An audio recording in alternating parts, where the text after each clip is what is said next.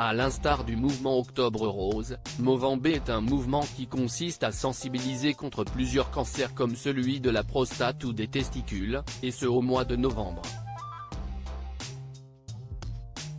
S'il résonne particulièrement cette année, le mouvement Movember existe en réalité depuis 2003.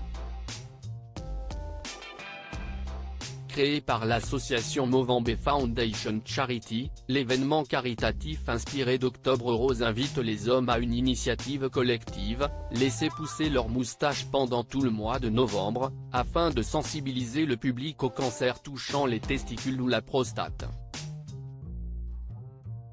À cette heure, le cancer de la prostate est le deuxième cancer le plus répandu chez les personnes en étant dotées. Le cancer de la prostate, le cancer des testicules, la santé mentale et la prévention du suicide, on s'attaque à tous ces sujets, explique l'association. François Mitterrand, Nelson Mandela et Robert De Niro, victimes du cancer de la prostate. Plusieurs célébrités ont été touchées par le cancer de la prostate, à commencer par un ancien président de la République française. En 1981, François Mitterrand était diagnostiqué comme atteint d'un cancer de la prostate. Il s'est passé une dizaine d'années avant que la nouvelle soit révélée au grand public en 1992. Après 15 ans de bataille contre la maladie, il finit par y succomber en 1996, à l'âge de 76 ans.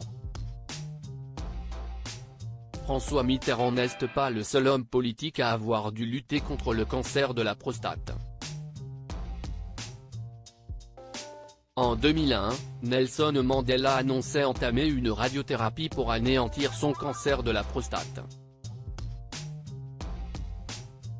Robert De Niro a aussi contracté un cancer de la prostate, détecté en 2003. Par chance, la maladie était encore à un faible stade et le célèbre acteur a été guéri après une opération et une radiothérapie. 10 ans plus tôt, en 1993, CST, un ancien interprète de James Bond qui a appris être touché par la maladie. Après la fin de sa tournée humanitaire, Roger Moore se fait opérer sous un faux nom et se retrouve guéri du cancer après une bonne convalescence.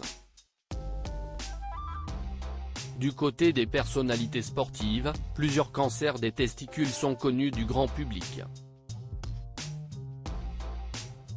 Il y a quelques années seulement, le footballeur brésilien Honorato Campos Ederson avait mis sa carrière entre parenthèses pendant plusieurs mois pour soigner un cancer des testicules.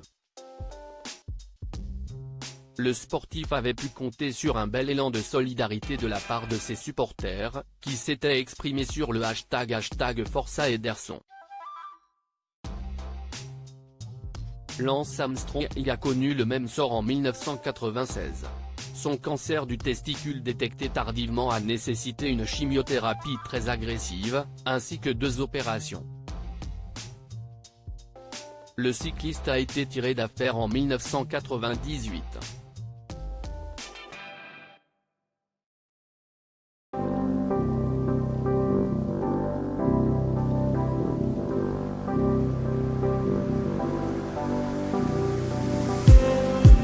Just